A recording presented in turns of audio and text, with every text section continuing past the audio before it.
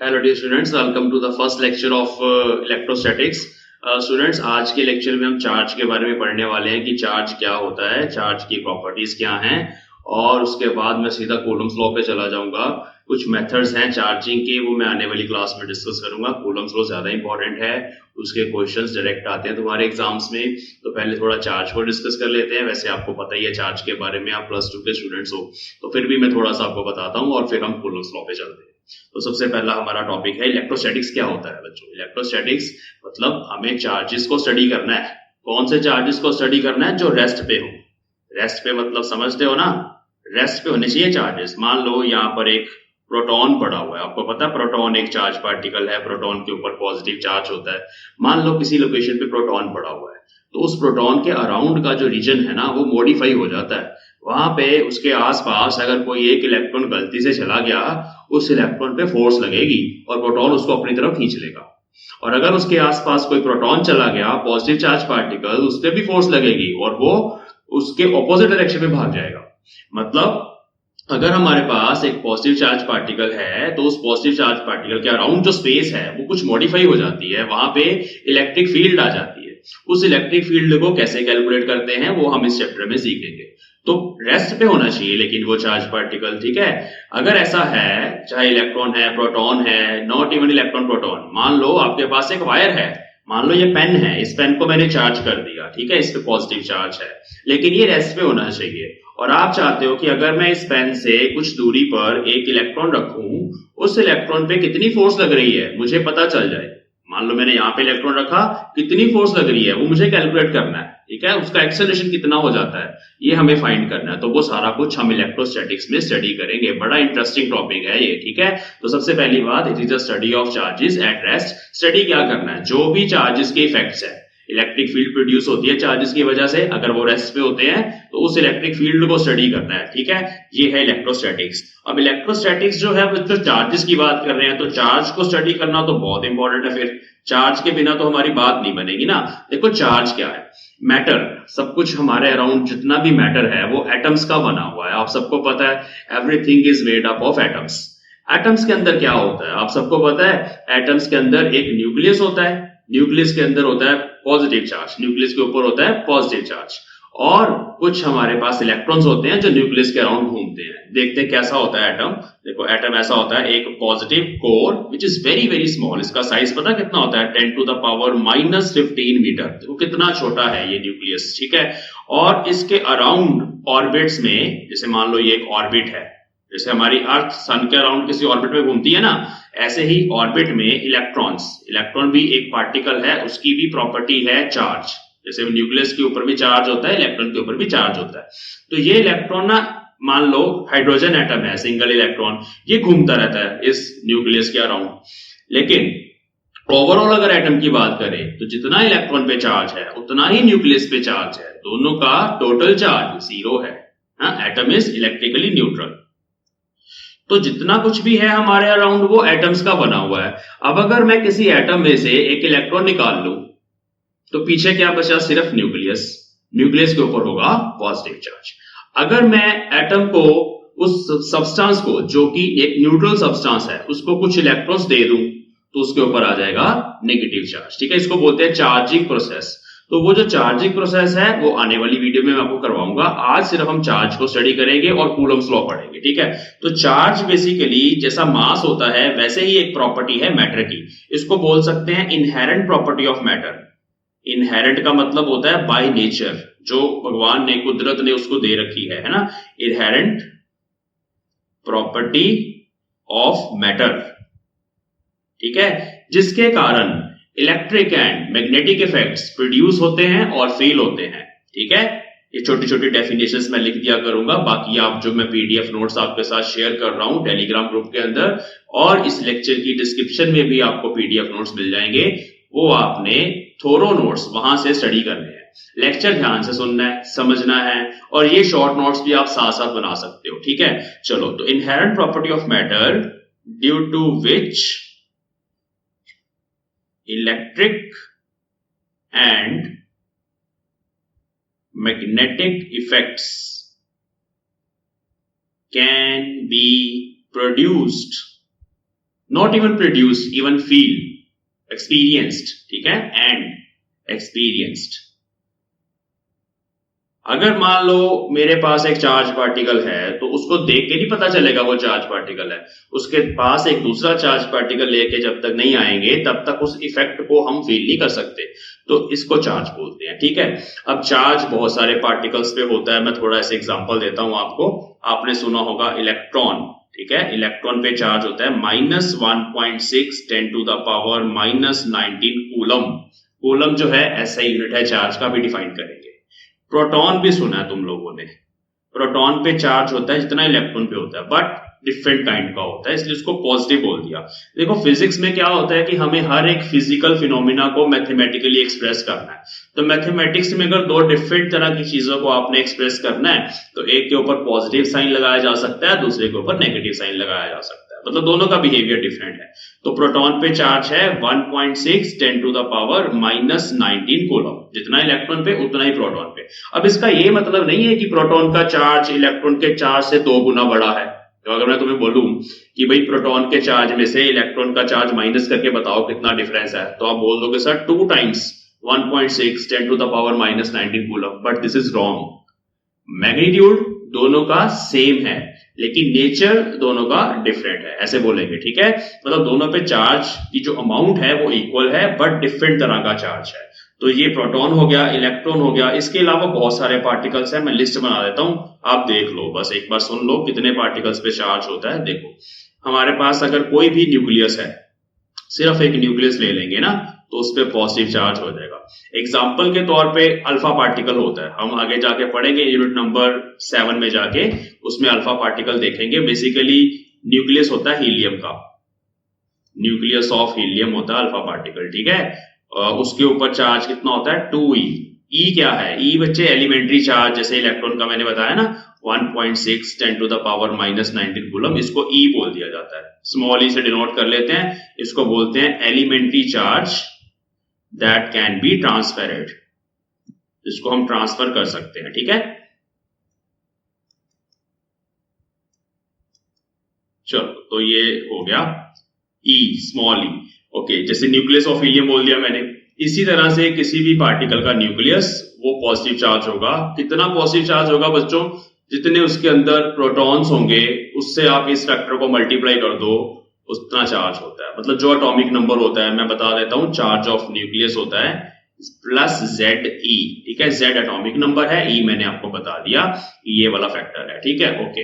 इसके अलावा और भी पार्टिकल्स हैं, बीटा पार्टिकल, या भी आपने नहीं सुना होगा, but beta particle basically electron ही होता है, तो इट इज इलेक्ट्रॉन। इलेक्ट्रॉन पे तो उतना ही चार्ज होता है -1.6 10⁻⁻19 कूलम। बट बीटा पार्टिकल की एक दूसरी टाइप भी होती है, उसको बोलते हैं पॉजिट्रॉन। ये दो तरह का होता है बीटा पार्टिकल, इलेक्ट्रॉन और उसका भाई पॉजिट्रॉन। पॉजिट्रॉन पे कितना चार्ज होता है? +1.6 10⁻⁻19 कूलम। सर ये तो प्रोटॉन वाला ही चार्ज हो गया। यस ट्रू, इसका चार्ज प्रोटॉन वाला ही है, बट इसका मास प्रोटॉन वाला नहीं है, ये हल्का होता है। Electron is very light as compare to proton, तुम्हें पता होगा, मैं बता ही देता हूं। अगर तुम इलेक्ट्रॉन के मास की बात करो तो वो होता है 9.1 10⁻⁻31 किलोग्राम। अब देखो ये -31 का फैक्टर है यहाँ पे। और प्रोटॉन के मास की बात करें तो 1.67 10⁻⁻27 kg होता है। मतलब देखिए अप्रोक्सीमेटली 1000 टाइम्स का डिफरेंस है यहाँ पे। तो प्रोटॉन बहुत हैवी होता है, इलेक्ट्रॉन या पॉजिट्रॉन दोनों बहुत हल्के होते हैं। तो ये चार्ज के बारे में थोड़ी चर्चा हो गई। अब बच्चों क्या हुआ, लोगों ने जब चार्ज को फील करना शुरू किया, कुछ लोगों ने एक्सपेरिमेंट्स किए, जैसे एक फर के साथ ग्लास रोड को रब किया और देखा कि वो जो ग्लास रोड है वो कागज के टुकड़ों को उठा रही है। आप भी एक्सपेरिमेंट कर सकते हो अपने ड्राई हेयर के साथ। आप एक स्केल ले लो, इस तरह का स्केल ले लो, अभी करके देखना लेक्चर के बाद। इस स्केल को अपने बालों के साथ रब करो अच्छे से, और फिर इसके साथ अगर आप कागज के छोटे छोटे टुकड़े रखोगे, आपने किया होगा, तो आप उनको अट्रैक्ट कर सकते हो, है ना। तो ये अर्ली एक्सपेरिमेंट्स थे, जब लोगों ने ये इफेक्ट्स को देखा कि यार ये बड़े अजीब तरह की चीजें हो रही हैं हमारे साथ, ये क्या है ना। तो फिर एक्सपेरिमेंट्स किए, एक्सपेरिमेंट्स करके कुछ प्रॉपर्टीज सामने आई, और फिर उन्होंने चार्ज की कुछ प्रॉपर्टीज को डिफाइन किया। और वो सारी प्रॉपर्टी अभी मैं आपको बताने वाला हूं, बड़ी इंपॉर्टेंट है क्योंकि इनके ऊपर 1 मार्क क्वेश्चन आ जाता है। तो now let us right properties of charge. Next sheet पे करते हैं properties of charge. Properties of charge. तो वन बाय वन फटाफट समझ लेंगे, ज्यादा टाइम नहीं लगाना है इसपे। Number one, charge scalar quantity है। स्केलर का मतलब हो गया कि भाई इसकी डायरेक्शन नहीं चाहिए हमें। जैसे फोर्स है, अगर मैं कहूं कि भाई इस पेन पे फोर्स लगाओ, तो तुम्हें बताना पड़ेगा किस डायरेक्शन में लगानी है। सर आप मुझसे पूछोगे, है ना, क्योंकि फोर्स तो तभी लगाई जाती है ना जब आप इसको डिस्प्लेस करना चाहते हो। मैं इस पेन को टेबल पे रखना चाहता हूं, मुझे नीचे की तरफ फोर्स लगानी है। मैं इसको ऊपर फेंकना चाहता हूं, ऊपर की तरफ लगानी है। तो डायरेक्शन वहां पे इंपॉर्टेंट है, बट चार्ज को बताने के लिए डायरेक्शन नहीं चाहिए। बस बताना है कि इतना चार्ज है इस बॉडी पे। तो स्केलर क्वांटिटी है, वेक्टर नहीं है। टू टाइप्स होती हैं चार्ज की, और उन दोनों टाइप्स को हम ऐसे, एक को पॉजिटिव बोल देते हैं, एक को नेगेटिव बोल देते हैं। ठीक है, अब अगर पॉजिटिव चार्ज है और उसके पास नेगेटिव पड़ा हुआ है, तो वो दोनों एक दूसरे को अट्रैक्ट करते हैं। तो ऑपोजिट चार्जेस जो होते हैं वो अट्रैक्ट करते हैं।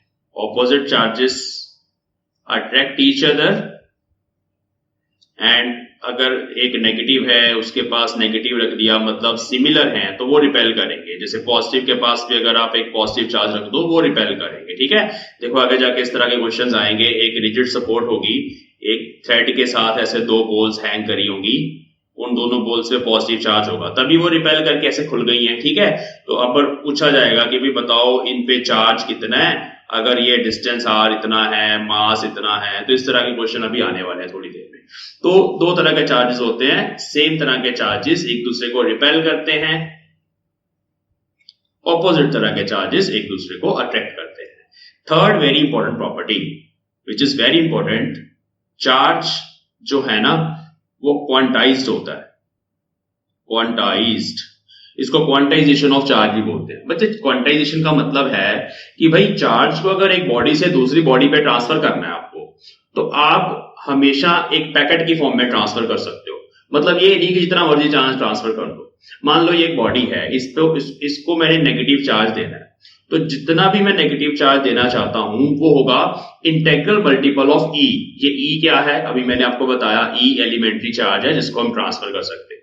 देखो इसको नेगेटिव चार्ज देने का मतलब इसको कुछ इलेक्ट्रॉन्स दे दो, तो या तो 4 इलेक्ट्रॉन दोगे, या 10 दोगे, या 50 दोगे, या 1000 दोगे, है ना। 12.5 इलेक्ट्रॉन, 15.5 इलेक्ट्रॉन, मतलब 5.2 इलेक्ट्रॉन्स आप नहीं दे सकते। फ्रैक्शन में इलेक्ट्रॉन ट्रांसफर नहीं होता, है ना। तो इसका मतलब है चार्ज हमेशा पैकेट्स में, बंडल्स में ही ट्रांसफर होता है।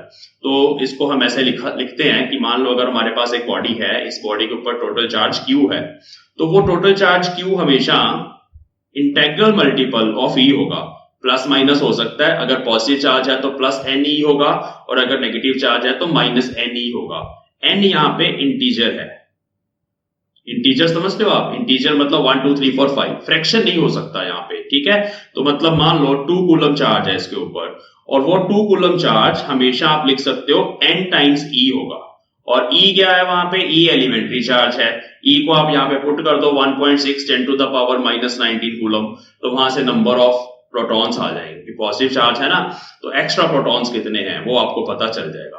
तो आपको समझाता हूं, जैसे कि एक एग्जांपल लेके बात करते हैं। मान लो ये एक बॉडी है, इस बॉडी पे 1 कूलम चार्ज है, -1 कूलम चार्ज है। ठीक है, मतलब नेगेटिव चार्ज है। तो अब क्वेश्चन है how many electrons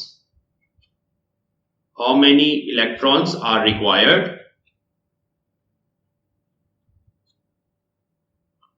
to give -1 coulomb charge to body.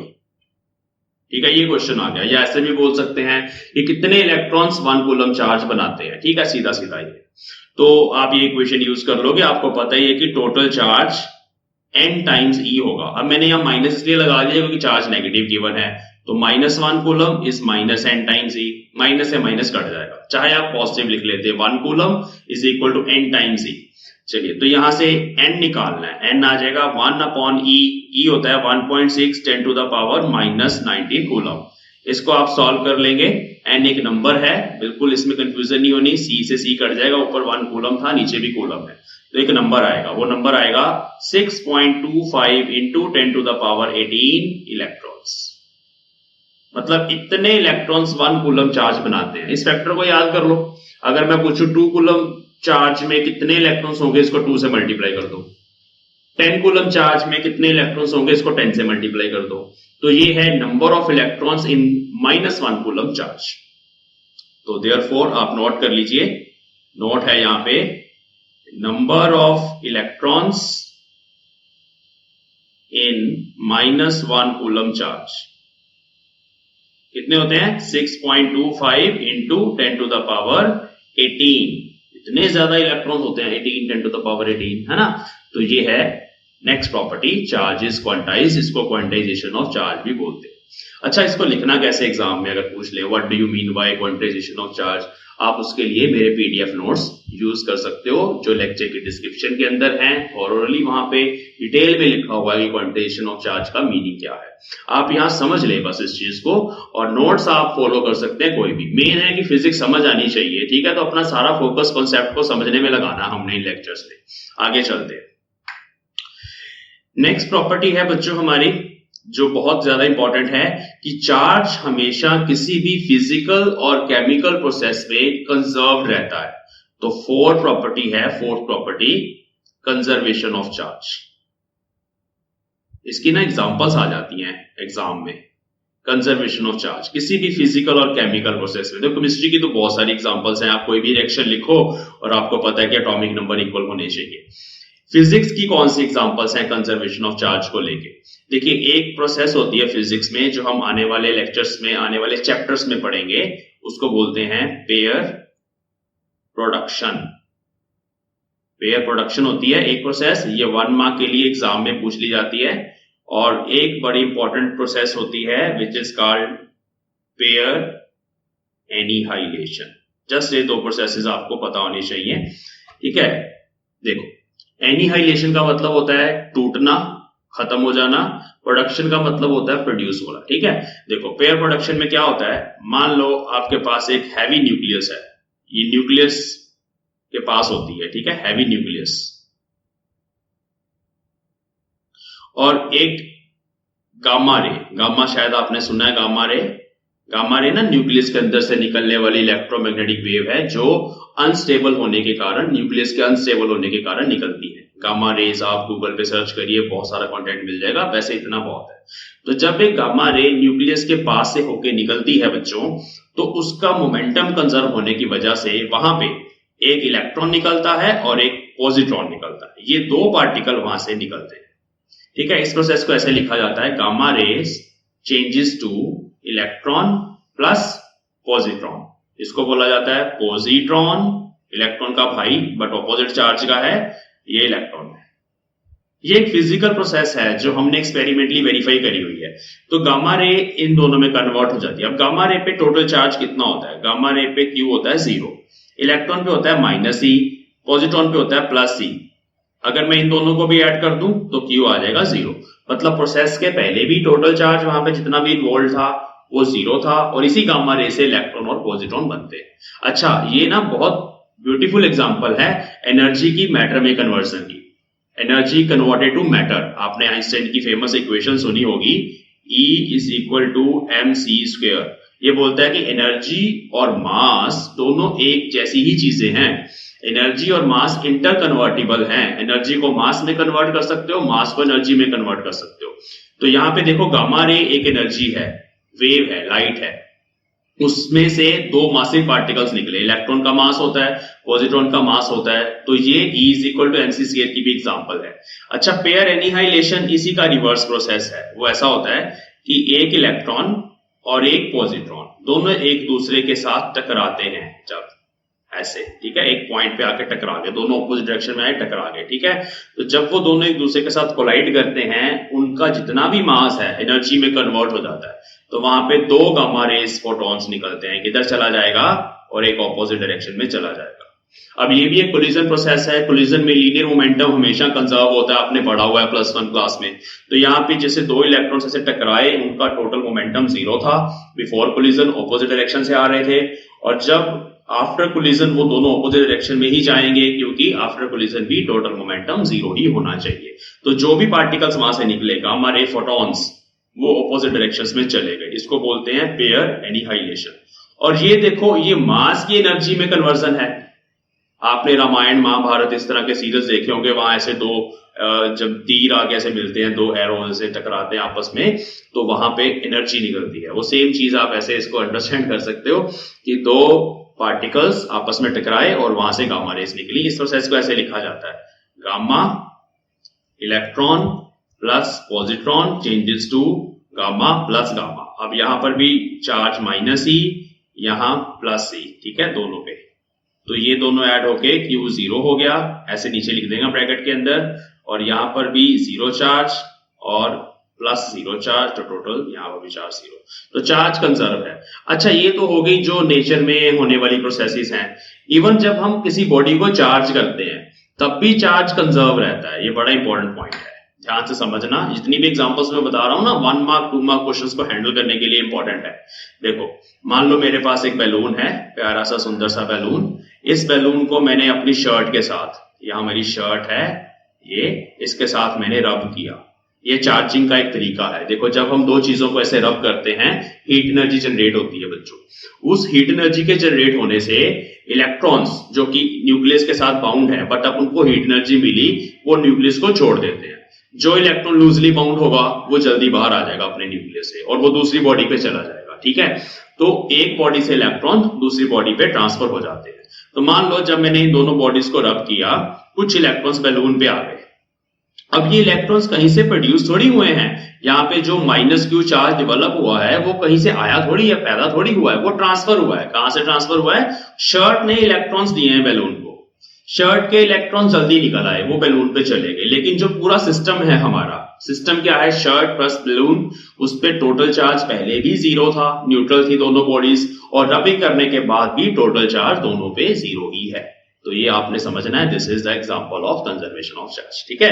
Okay, तो कंजर्वेशन ऑफ चार्ज की सारी एग्जांपल्स हैं। अब इसके साथ छोटे छोटे क्वेश्चन पूछ लिए जाते हैं कि जब हम ऐसे करते हैं चार्जिंग बाय रबिंग, इसको बोलते हैं रबिंग से हम चार्जिंग कर रहे हैं, और इसको ऐसा भी बोलते हैं फ्रिक्शनल इलेक्ट्रिसिटी।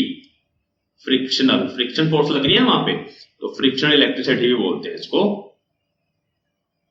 जब हम ऐसे चार्ज करते हैं दो बॉडीज को, तो कुछ इलेक्ट्रॉन्स एक बॉडी पे चले गए। क्या मास पे भी इफेक्ट पड़ता है उससे इस प्रोसेस से? यस, मास पे भी इफेक्ट पड़ता है, बट बहुत स्मॉल, बहुत कम इफेक्ट पड़ता है। क्यों? क्योंकि देखो, मैंने आपको बताया कि इलेक्ट्रॉन का जो मास है वो बहुत छोटा है, 9.1 10⁻³ kg। अब मान लो इस बॉडी पे 10⁵ इलेक्ट्रॉन्स आ गए, इतने इलेक्ट्रॉन्स आ गए, ठीक है। अब अगर आप 10⁵ इलेक्ट्रॉन्स यहाँ पे आ गए हैं, इसको अगर आप देखेंगे कितना मास उसका इंक्रीज हो गया, तो increase in mass of body delta m will be me times 10⁵। That is very very small factor. देखो, -31 kg तो वैसे ही है। अगर मान लो वहां पे 10⁵ इलेक्ट्रॉन्स आ भी गए हैं, आप उस मास को मेजर नहीं कर सकते। तो मतलब माइक्रोस्कोपिक लेवल पे मास चेंज होता है, बट हम उस मास को मेजर नहीं कर सकते, ठीक है। तो yes, mass of body changes on charging होता है, ठीक है। ये मैं नोट लिख रहा हूं, क्वेश्चन आ जाएगा, आपको ये नोट ध्यान में रखना है। बट निग्लिजिबली मतलब बहुत ज्यादा कम, ठीक है, बहुत स्मॉल लेवल पे ये चेंज होता है, ठीक है। तो ये नेक्स्ट प्रॉपर्टी थी कि चार्ज जो है वो कंजर्व्ड होता है। नेक्स्ट प्रॉपर्टी क्या है, ध्यान से समझेंगे। हमारी नेक्स्ट प्रॉपर्टी है प्रॉपर्टी नंबर 5। प्रॉपर्टी नंबर 5 है चार्ज इज एडिटिव, ठीक है। चार्ज को हम ऐड कर सकते हैं, जैसे हम किसी भी स्केलर को ऐड करते हैं, चार्ज को ऐड कर सकते हैं। समझेंगे कैसे। मान लो हमारे पास एक बॉडी है, उस पे है +3 कूलम चार्ज, और एक दूसरी बॉडी है -2 कूलम चार्ज। दोनों मेटल्स की बनी हुई है, मेटल 2 मेटल सफियर 1, ठीक है। चलिए, अगर मैं तुम्हें पूछूं कि ये सिस्टम है पूरा का पूरा, टोटल चार्ज कितना है पूरे सिस्टम पे, तो आप जस्ट इनको ऐड कर दोगे, आप बोलोगे सर 1 कूलम चार्ज। अगर मैं इनको ज्वाइन कर दूं आपस में, तो कंडक्शन हो जाएगी। आपको पता है कंडक्टर्स में क्या होता है, मेटल्स में क्या होता है कि इलेक्ट्रॉन्स फ्लो कर जाते हैं, फ्री इलेक्ट्रॉन्स होते हैं। अगर हम दो कंडक्टिंग बॉडीज को आपस में ज्वाइन कर दें, तो वहां पे कंडक्शन हो जाती है। तो अगर मैं इनको ज्वाइन कर दूं, मैं नीचे डायग्राम दोबारा से बना रहा हूं, इस बॉडी को मैंने दूसरी बॉडी के साथ ज्वाइन कर दिया, तो अब टोटल ओवरऑल चार्ज कितना होगा? जब हम इनको ज्वाइन कर देंगे, पूरे सिस्टम पे जो चार्ज होगा वो होगा +3 coulomb -2 coulomb is equal to +1 coulomb. अच्छा, इस प्रोसेस को बोलते हैं चार्जिंग बाय कंडक्शन। मेरे नोट्स देख लेना, वहां पे चार्जिंग बाय कंडक्शन भी आपने ऐसे ही स्टडी करना है। मैं चार्जिंग बाय कंडक्शन की आपको न्यूमेरिकल प्रॉब्लम्स भी आने वाले लेक्चर में करवाऊंगा, ठीक है। बट वहां से एक बार थ्योरेटिकली पढ़ लेना कि चार्जिंग बाय कंडक्शन क्या होता है। टोटल चार्ज +1 कूलम आ जाएगा। इसकी एक और एग्जांपल देख लो। मान लो मेरे पास यहाँ पे एक रोड है, इस रोड को मैंने मेटल वायर के साथ दूसरी रोड से कनेक्ट कर दिया। इस पे 5 कूलम चार्ज था, इस पे -2 कूलम चार्ज था। जब मैं इनको कनेक्ट कर दूंगा तो सिस्टम पे जो चार्ज होगा, मैं अलग अलग बॉडीज का नहीं बता रहा, पूरा सिस्टम पे जो चार्ज होगा वो होगा 5 coulomb -2 coulomb is equal to 3 coulomb. तो इसको चार्जिंग बाय कंडक्शन भी बोलते हैं। और चार्ज एडिटिव होता है, चार्ज का नेचर इस तरह का होता है कि हम उसको ऐड कर सकते हैं। ओके, नेक्स्ट लास्ट प्रॉपर्टी है property number 6, very very important. The charge on a particle is invariant under motion. Very very important. इसका मतलब है कि पार्टिकल की स्पीड का उस पे जो चार्ज है उस पे कोई इफेक्ट नहीं पड़ता, ठीक है। मतलब एक इलेक्ट्रॉन है, आप इसको मूव करवा रहे हो at a very high speed. कितनी speed? Comparable to speed of light, 3 × 10⁸ metre per second. सबको पता होगा स्पीड ऑफ लाइट इतनी होती है, 3 × 10⁸ मीटर पर सेकंड। अगर कोई पार्टिकल इतनी हाई स्पीड के कंपेरेबल वेलोसिटी पे, उसके बराबर तो हम नहीं जा सकते, लेकिन कंपेरेबल वेलोसिटी पे अगर कोई पार्टिकल चल रहा है उसका चार्ज सेम रहता है, चार्ज पे कोई इफेक्ट नहीं आता। इतना चार्ज रहेगा, चाहे वो रेस्ट पे है, ये दूसरा इलेक्ट्रॉन रेस्ट पे है, इसका भी जो चार्ज है वो -e के बराबर रहेगा, और ये इलेक्ट्रॉन मूव कर रहा है, इसका भी चार्ज -e के बराबर रहेगा। चार्ज इनवेरिएंट होता है। देखिए बच्चों, मास के साथ ऐसा नहीं होता। आइंस्टाइन की एक थ्योरी है special theory of relativity. Special theory of relativity ना बहुत इंटरेस्टिंग सब्जेक्ट है। उसका एक रिजल्ट मैं आपको बताना चाहता हूं। स्पेशल थ्योरी ऑफ रिलेटिविटी से हमें पता चलता है कि पार्टिकल का जो मास है वो वेलोसिटी के साथ चेंज हो जाता है। किसी भी पार्टिकल का जो मास है वो होता है उसका रेस्ट मास, m0 बोला जाता है रेस्ट मास को। रेस्ट मास मतलब जब पार्टिकल रेस्ट पे था तब उसका कितना मास है, उसके बराबर नहीं होता, कितना होता है? ये होता है m0 डिवाइडेड बाय 1 - v²/c², ठीक है। इसके बराबर होता है किसी भी पार्टिकल के ऊपर जो मास होता है, ठीक है। अब देखो, मास वेलोसिटी पे डिपेंड कर रहा है। अगर आप वेलोसिटी बहुत ज्यादा हाई ले लोगे ना तो ये मास काफी बढ़ जाएगा। मास इंक्रीज कर जाता है जब वो पार्टिकल काफी हाई स्पीड में मूव करता है, मास इंक्रीज कर जाता है, बट चार्ज नहीं चेंज होता। इसी को मैंने आपको बताया कि चार्ज जो है वो इनवेरिएंट है अंडर मोशन। चार्ज पे वेलोसिटी का कोई इफेक्ट नहीं है। देखो, स्पेशल थ्योरी ऑफ रिलेटिविटी ना बीएससी फर्स्ट ईयर में पढ़ाया जाता है मैकेनिक्स के अंदर। और मेरा एक और यूट्यूब चैनल है, वो है infinity physics by doctor S Singh. तो infinity physics doctor S Singh में मैं बीएससी के लेक्चर देता हूं। वहां पे स्पेशल थ्योरी ऑफ रिलेटिविटी का पूरा कोर्स है। अगर आपका कोई सीनियर, कोई फ्रेंड ये लेक्चर्स, बीएससी के लेक्चर्स देखना चाहता है तो आप मेरा वो चैनल रिकमेंड कर सकते हो, infinity physics doctor S Singh. चलो, अब ये 6 प्रॉपर्टीज मैंने आपको करवाई। आपको 6 की 6 प्रॉपर्टीज ऑन टिप्स होनी चाहिए, याद होनी चाहिए। इन पे 1 मार्क 2 मार्क क्वेश्चन बन जाते हैं, ठीक है। अब हमारा नेक्स्ट टॉपिक वैसे कूलम्स लॉ है, बट मैं सोच रहा हूं कि मैं पहले आपको करवा दूं कि चार्जिंग कैसे कैसे कर सकते हैं। जैसे मैंने अभी बताया, charging by conduction, charging by rubbing, और एक होता है चार्जिंग बाय इंडक्शन। 3 प्रोसेसेस हैं। मैं फटाफट इनको 10 मिनट के अंदर आपको करवा देता हूं। आज का जो फर्स्ट लेक्चर है मैं यहीं पे फिनिश करूंगा वेरियस चार्जिंग प्रोसेसेस पे। नेक्स्ट वीडियो में मैं आपको कूलम्स लॉ से स्टार्ट करवाऊंगा। कूलम्स लॉ बहुत ज्यादा इंपॉर्टेंट है, इसमें से भी 1 मार्क 2 मार्क क्वेश्चन आ जाते हैं। तो let us now study various methods of charging a body. Body को हम कैसे चार्ज कर सकते हैं, ठीक है। चलिए, तो सबसे पहला तो वही है जी, चार्जिंग बाय रबिंग या frictional electricity. Charging by rubbing, अब थोड़ा डिटेल में देख लेते हैं इसको। चार्जिंग बाय रबिंग क्या होता है, कैसे बॉडी चार्ज होती हैं, और इसको बोला जाता है frictional electricity.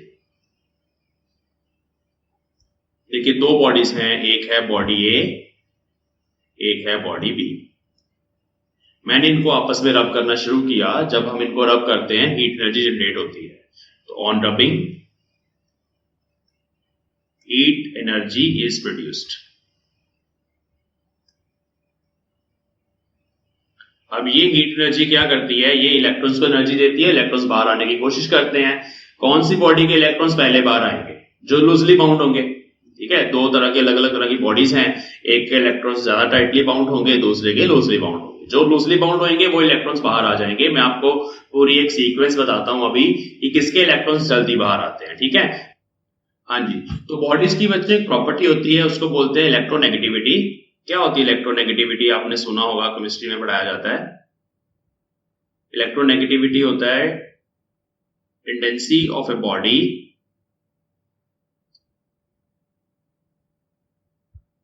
To attract electrons, किसी दूसरी बॉडी से इलेक्ट्रॉन्स को अट्रैक्ट करने की जो टेंडेंसी होती है। मतलब अगर मान लो ए की इलेक्ट्रोनेगेटिविटी ज्यादा है, मोर इलेक्ट्रोनेगेटिव, वो गेन कर लेगा इलेक्ट्रॉन्स को, ठीक है।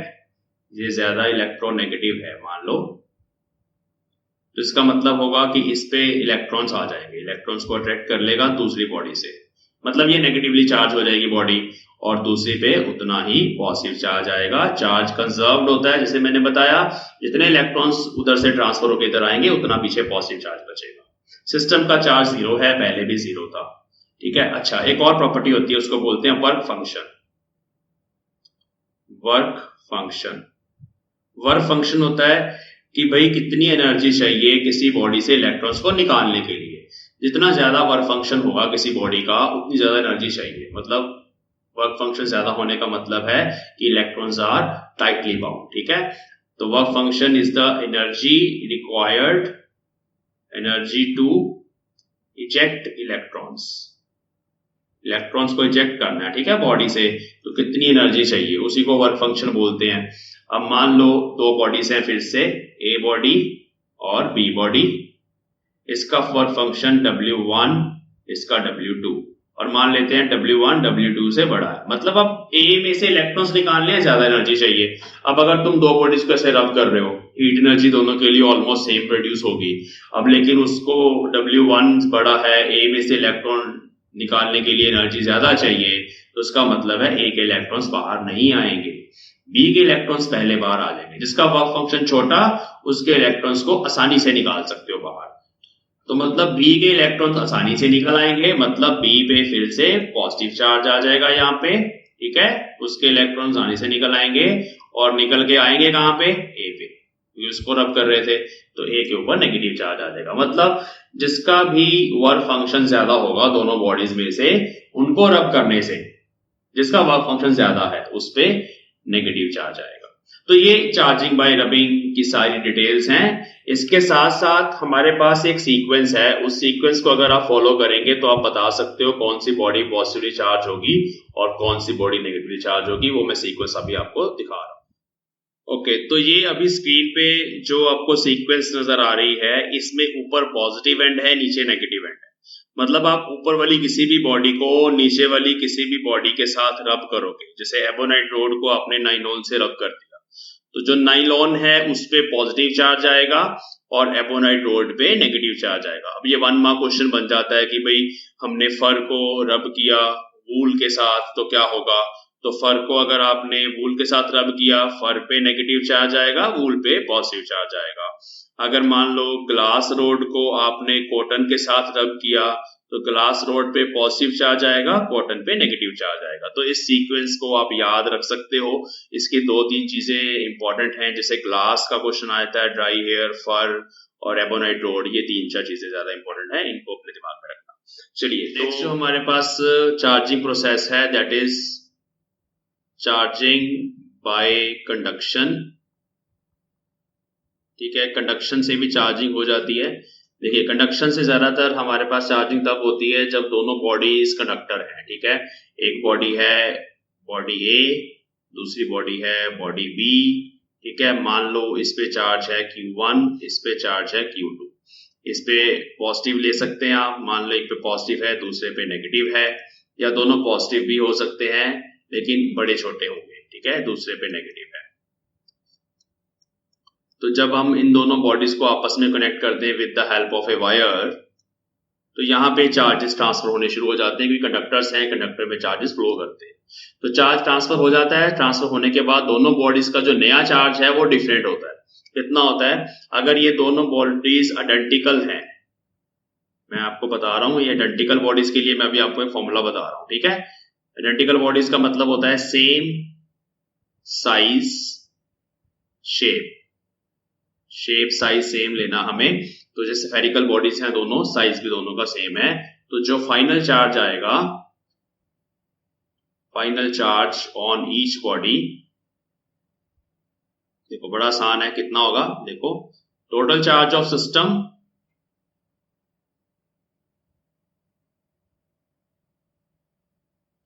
Divide by number of bodies connected, जितनी बॉडीज को हमने कनेक्ट कर दिया, ठीक है? देखो टोटल चार्ज कितना सिस्टम का, देखो Q1 प्लस Q2, यहाँ पे कितनी बॉडीज को कनेक्ट किया? 2 बॉडीज को कनेक्ट किया। अगर मान लो 3 बॉडीज होती, यहाँ पे 3 बॉडीज को कनेक्ट कर देते हम आपस में, तो यहाँ आ जाता Q1 plus Q2 plus Q3 divide by 3। एक एग्जाम्पल देखो इसकी, ये बड़ा इंपॉर्टेंट है CBSE क्लास के लिए। देखो एक ये बॉडी है, दूसरी बॉडी ये है, इस पे 2 कूलम चार्ज, इस पे -5 कूलम चार्ज, हमने इनको कनेक्ट कर दिया। अब फाइनल चार्ज कितना आएगा दोनों बॉडीज पे? दोनों पे फाइनल चार्ज आएगा 2 -5 -3 हो गया, दोनों को ऐड कर दिया, -3 कूलम चार्ज डिवाइड बाय 2, तो यही आंसर है हमारा, ठीक है? टोटल चार्ज जस्ट ऐड कर देना है, तो टोटल चार्ज ऐड कर दिया -3 कूलम डिवाइड बाय 2। एक और एग्जांपल कर लेते हैं इसकी। मान लो एक बॉडी पे चार्ज, दूसरी बॉडी पे चार्ज, तीसरी बॉडी पे, ठीक है? इस पे चार्ज है 5 कूलम, इस पे -2 कूलम, इस पे 10 कूलम। मैंने इनको साइमल्टेनियसली कनेक्ट करना है, साइमल्टेनियसली मतलब एक ही टाइम पे 2 स्विच से मेरे पास, दोनों को मैंने ऑन कर दिया, एक ही टाइम पे कनेक्ट किया, तो कितना चार्ज होगा हर किसी बॉडी पे? सबको ऐड कर दो, 5 + 10 15, 15 - 2 13, 13 divide by 3 coulomb charge on each body, ठीक है? हर किसी पे। अब इसमें एक बड़ा अच्छा क्वेश्चन आता है, एक क्वेश्चन आता है इस पे कि हमारे पास बॉडी ए है, फिर बॉडी बी है, फिर बॉडी सी है, आइडेंटिकल है सारी, याद रखना ये आइडेंटिकल के लिए है फॉर्मूला। इस पे चार्ज है 10 कूलम, -5 कूलम, और let us suppose it is also 10 coulomb, ठीक है? ये हमारे पास 3 बॉडीज हैं। अब क्वेश्चन ये है कि पहले ए को बी से कनेक्ट किया, फिर रिमूव कर दिया, फिर बी को सी से कनेक्ट कर दिया, फिर रिमूव कर दिया कनेक्शन, फाइनल चार्जेस कितने हैं? तो जब मैंने पहले ए को बी से कनेक्ट किया, तो इन दोनों पे फाइनल चार्ज हो जाएगा 10 कूलम -5 कूलम डिवाइड बाय 2। इसको सॉल्व करेंगे तो 5/2 कूलम, मतलब अब ए पर भी 5/2 कूलम चार्ज है, बी पर भी 5/2 कूलम चार्ज है। दोबारा से बना लेंगे डायग्राम। ए पे 5/2 कूलम आ गया, बी पे भी 5/2 कूलम चार्ज आ गया। अब क्वेश्चन में था कि अब बी को सी से कनेक्ट किया, तो जब बी को सी से कनेक्ट करोगे तो सिर्फ इन दोनों का चार्ज आएगा, उसको भूल जाओ आप। अब इन दोनों को जब कनेक्ट किया, फाइनल चार्ज कितना होगा? तो charge on C and B final, ठीक है, कितना होगा? 10 + 5/2 डिवाइड बाय 2।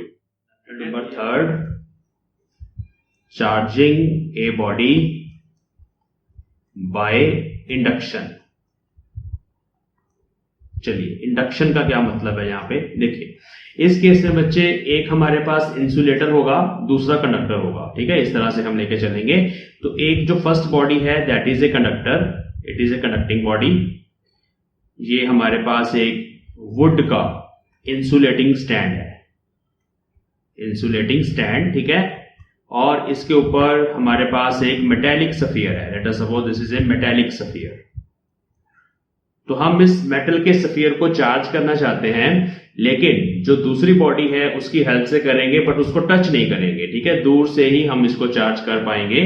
तो जो सेकंड बॉडी है, लेट अस सपोज हमारे पास एक रोड है, this is a road which is insulating road. या तो ये इंसुलेटिंग होगी या इसका हैंडल इंसुलेटिंग होगा।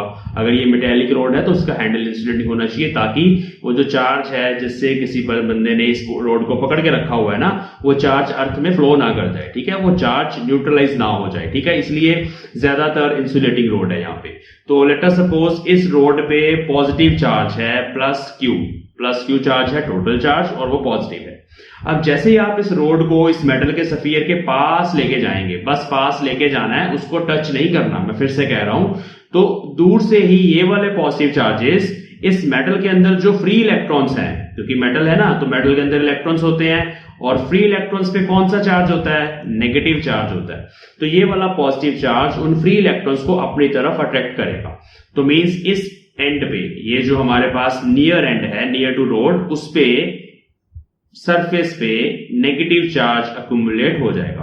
और ये वाला जो हिस्सा है, ये राइट हैंड साइड वाला जो पार्ट है, वहां पे नेगेटिव चार्ज की डेफिशिएंसी हो जाएगी, मतलब नेगेटिव चार्ज कम हो गया। आप सोचो न्यूट्रल थी बॉडी, सब जगह इलेक्ट्रॉन्स यूनिफॉर्मली डिस्ट्रीब्यूटेड थे, वो सारे इलेक्ट्रॉन एक जगह इकट्ठे हो गए लेफ्ट साइड पे, तो राइट साइड पे फिर डेफिशिएंसी ऑफ नेगेटिव चार्ज होगी विच इज पॉजिटिव चार्ज।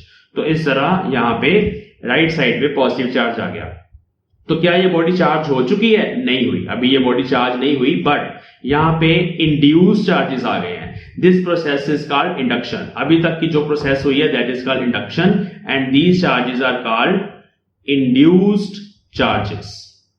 ठीक है, नेगेटिव चार्ज भी इंड्यूस्ड चार्ज है, पॉजिटिव चार्ज भी इंड्यूस्ड चार्ज है। ओके, अब हम क्या करेंगे, हम इन दोनों में से ज्यादातर हम इस पॉजिटिव चार्ज को यहां से न्यूट्रलाइज करेंगे। कैसे न्यूट्रलाइज किया जाता है? हम इस मेटेलिक बॉडी को एक वायर की हेल्प से ग्राउंड के साथ कनेक्ट कर देते हैं। ग्राउंड मतलब अर्थ के साथ कनेक्ट कर देते हैं। अब जैसे ही आप अर्थ के साथ कनेक्ट करोगे, अर्थ में प्लेंटी ऑफ फ्री इलेक्ट्रॉन्स होते हैं, तो आप ऐसे समझेंगे कि अर्थ से negative charge means free electrons इस पॉजिटिव चार्ज को न्यूट्रलाइज करेंगे। ये इलेक्ट्रॉन्स ऐसे अर्थ से आएंगे क्योंकि अर्थ के जितने भी इलेक्ट्रॉन्स हैं वो इस पॉजिटिव की तरफ अट्रैक्ट होंगे, और वो इलेक्ट्रॉन्स इस तरह इस स्फीयर के पास आके इस पॉजिटिव चार्ज को यहां से न्यूट्रलाइज कर देंगे। न्यूट्रलाइज मतलब पॉजिटिव चार्ज यहां से उड़ जाएगा। ठीक है, कैसा रहने डायग्राम? सेकेंड स्टेज में ये सेम डायग्राम अगर आपको बनाना है तो ये हमारी रोड है which is positive charge road, और ये हमारा जो इंसुलेटिंग स्टैंड था उसके ऊपर हमारे पास एक स्फीयर है।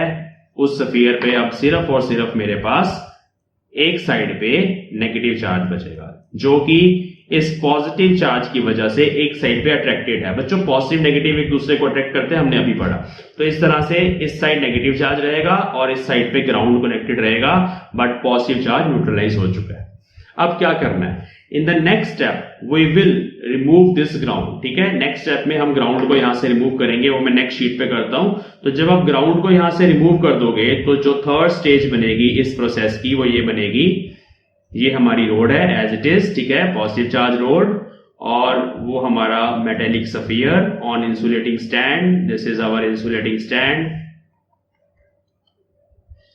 इस पे सिर्फ और सिर्फ नेगेटिव चार्ज हमारे पास बचेगा on the left hand side. ठीक है, क्योंकि नेगेटिव को पॉजिटिव ने होल्ड करके रखा हुआ है, अपनी तरफ फोर्स लगाई हुई है। ठीक है, now in the next step we will remove the rod from here. ठीक है, we will remove the rod, positive rod. ठीक है, फ्रॉम हियर। तो जब आप इस रोड को भी यहां से दूर लेके चले जाएंगे तो जितना भी नेगेटिव चार्ज अभी एक साइड पे इकट्ठा हो रहा है वो सारा का सारा मेटल के सरफेस पे यूनिफॉर्मली डिस्ट्रीब्यूट हो जाएगा। क्यों होगा यूनिफॉर्मली डिस्ट्रीब्यूट? देखो, सारे इलेक्ट्रॉन्स हैं, नेगेटिव चार्ज है, सब एक दूसरे को रिपेल करेंगे, तो मैक्सिमम जितना दूर वो जा सकते हैं, मैक्सिमम कितना दूर जा सकते हैं? मेटल के सरफेस पे जा सकते हैं। और वैसे भी हम आगे जाके पढ़ेंगे कि जितना भी चार्ज किसी मेटल को देते हैं वो सारा सरफेस पे ही चला जाता है। ठीक है, तो यहां पर वही चीज होगी, जब हम यहां से पॉजिटिव रोड को रिमूव करेंगे तो जो हमारी सिचुएशन है वो हम इस तरह से रिप्रेजेंट कर सकते हैं। This will be the final situation. इस पे नेगेटिव चार्ज सब तरफ यूनिफॉर्मली डिस्ट्रीब्यूट हो जाएगा। ठीक है, तो ये है the process of charging a body by induction. Induction क्या है? Separation of negative and positive charge. Let us write some important terms कि इंडक्शन क्या होती है। इंडक्शन होता है प्रोसेस ऑफ सेपरेटिंग नेगेटिव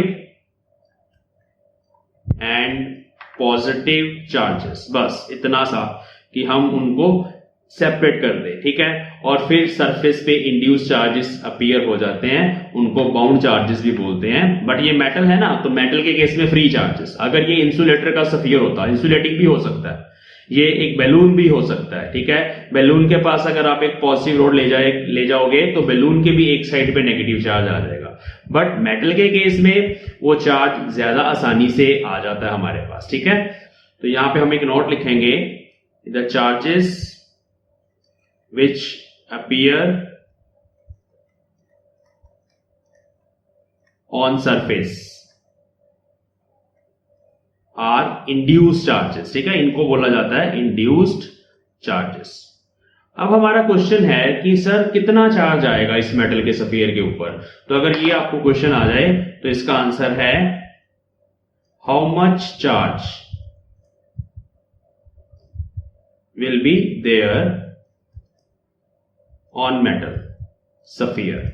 ठीक है, इस केस में मेटल के स्फीयर पे कितना चार्ज आएगा। देखिए, ये जो हमारी रोड थी, मान लो इस रोड पे 5 कूलम चार्ज है पॉजिटिव, तो सारी प्रोसेस करने के बाद मेटल के स्फीयर के ऊपर नेगेटिव चार्ज आएगा। एक तो आप ये ध्यान में रखेंगे कि इंडक्शन में हमेशा ऑपोजिट वाला चार्ज इंड्यूस होता है। पॉजिटिव रोड लेके जाओगे, नेगेटिव चार्ज अपीयर होगा और ये चार्ज होगा -5 कूलम। मेटल के केस में वो जितना भी चार्ज आप लेके जाते हो किसी बॉडी के पास, उतना ही चार्ज उस बॉडी पे इंड्यूस हो जाता है। ठीक है, और अगर ये मेटल नहीं है, डाइलेक्ट्रिक है, तो उस केस में एक रिलेशन होती है हमारे पास, वहां से हम देखते हैं कि कितना इंड्यूस चार्ज होगा।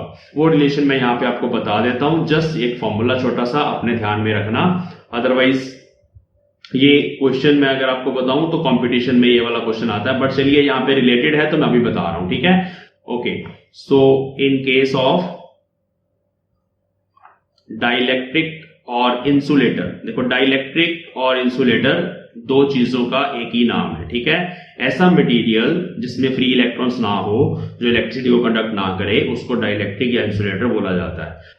तो इस केस में जो इंड्यूस चार्ज होता है Q dash, that is given by -Q into 1 - 1 by K। Now what is K? K is a constant for a material called dielectric constant. इसके बारे में ना अभी डिटेल में पढ़ेंगे नेक्स्ट लेक्चर में, बट अभी के लिए ध्यान रखना है, इसको डाइइलेक्ट्रिक कांस्टेंट बोलते हैं। ठीक है, और इसकी वैल्यू हर मटेरियल के लिए गिवन होती है, हमें पता होती है। जैसे एग्जांपल के तौर पे for water K is 81, for glass, अगर हमारे पास जो स्फीयर है वो ग्लास का स्फीयर होता, तो उसके लिए जो डाइइलेक्ट्रिक कांस्टेंट होता है वो 5 से लेके 10 तक कोई भी वैल्यू हो सकती है। लेकिन मेटल्स के लिए, for metals K is infinity. अब आप देखिए, अगर मैं यहां पे K को इन्फिनिटी पुट कर दूं ना, तो 1 by infinity 0, तो Q dash is equal to -Q आ जाएगा। सीधी सीधी बात है, इंड्यूस चार्ज जितना भी चार्ज हम उसके पास लेके गए हैं उसके बराबर आ जाएगा, बट विद ऑपोजिट साइन। तो मेटल के केस में इक्वल चार्ज आता है because there are free electrons, उन पे अंदर से कोई फोर्स नहीं लग रही, वो सारे इलेक्ट्रॉन सरफेस पे आ गए, जितने भी आ सकते थे, जितना कूलम फोर्स उनको अट्रैक्ट कर सकती थी, सारे इलेक्ट्रॉन सरफेस पे आ गए। लेकिन डाइइलेक्ट्रिक के केस में सारा चार्ज सरफेस पे नहीं आता, इसलिए इस केस में ये हमारा फॉर्मूला है जो आपने ध्यान में रखना है। तो ये वाला जो पोर्शन है बच्चे, ये कंपटीशन के लिए है, मैं अभी से बता रहा हूं आपको। लेकिन पंजाब स्कूल एजुकेशन बोर्ड और सीबीएसई बोर्ड के लिए जो क्वेश्चंस आएंगे, वो अभी तक जो हमने टॉपिक्स पढ़े उसमें से 1 मार्क 2 मार्क क्वेश्चंस कुछ आ सकते हैं। मैं अभी आपको लास्ट जाते जाते 1-2 इंपॉर्टेंट प्रॉब्लम्स करवाऊंगा जो इसके साथ रिलेटेड हैं, आज के लेक्चर के साथ रिलेटेड हैं। तो अभी हम कर रहे हैं फर्स्ट एग्जाम्पल 1। ठीक है, देखिए एक बड़ा ही कॉमन क्वेश्चन है, calculate number of electrons and total negative charge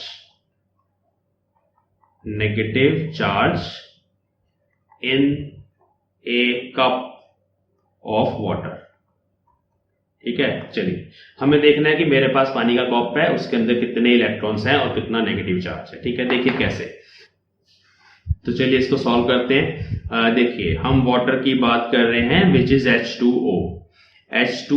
इसके मास की बात करते हैं कि अगर हम 1 मोल ऑफ वाटर ले लें तो उस 1 मोल का मास कितना होता है। आपको पता है 1 मोल का जो मास होता है ऑक्सीजन के केस में 16 ग्राम प्लस हाइड्रोजन के केस में 2 gram means total mass is 18 ग्राम। ठीक है, दिस इज मास ऑफ 1 मोल। अब इसका मतलब है कि अगर हमारे पास 18 ग्राम ऑफ वाटर हो, सिर्फ 18 ग्राम ऑफ वाटर, तो उसके अंदर हमारे पास एवोगैड्रो नंबर ऑफ मॉलिक्यूल्स होंगे वाटर के। ठीक है, तो Avogadro number of water molecules. सीधी सीधी बात है, ठीक है जी, इतनी बात समझ आ गई हमें। अब बच्चों 18 ग्राम में एवोगैड्रो नंबर भी लिख लेते हैं। It is 6.022 into 10 to the power 23। तो 1 ग्राम ऑफ वाटर अगर मेरे पास है मान लो, तो उसके अंदर हो जाएंगे 6.022 10 to the power 23 divide by 18, इतने मॉलिक्यूल्स हो जाएंगे, ठीक है। बट कप ऑफ वाटर कितना होता है? Let us suppose it is 250 ग्राम। कभी कभी ना ये मास क्वेश्चन में गिवन होता है, कभी कभी हमें कंसिडर करना पड़ता है। तो फिर 250 gram of water will have 6.022 10 to the power 23 divided by 18 into 250 molecules, ठीक है जी, इतने मॉलिक्यूल्स होने चाहिए। अब हम एक मॉलिक्यूल की बात करेंगे बच्चों। एक मॉलिक्यूल के अंदर कितने इलेक्ट्रॉन्स हैं? 10 इलेक्ट्रॉन्स हैं। कैसे? देखिए, H2O की बात हो रही है ना, एटॉमिक नंबर देखेंगे। हाइड्रोजन का एटॉमिक नंबर इज 1। 2 हाइड्रोजन के एटम्स हैं, means 2 electrons from H। Hydrogen से 2 इलेक्ट्रॉन्स आ गए। ऑक्सीजन का एटॉमिक नंबर इज 8, ठीक है। तो एक एटम है ऑक्सीजन का, तो there are 8 electrons from oxygen.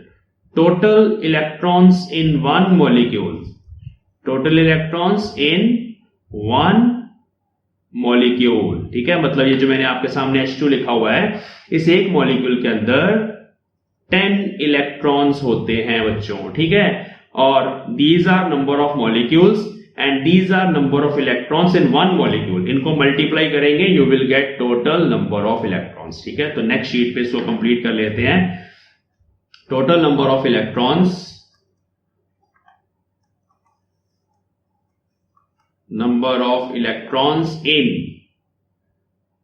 250 gram of H2O is, देखिए क्या था अभी हमारे पास, 6.022 into 10 to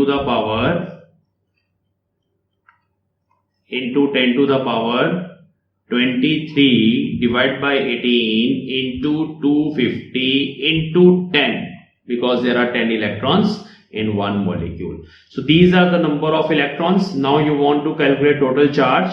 So this is N. So total negative charge, हाँ जी, सीधा सीधा ही है ना। टोटल नेगेटिव चार्ज निकालना आपको, Q निकालना है N टाइम्स E। तो N ये है तुम्हारे पास, इसको E से मल्टीप्लाई करेंगे।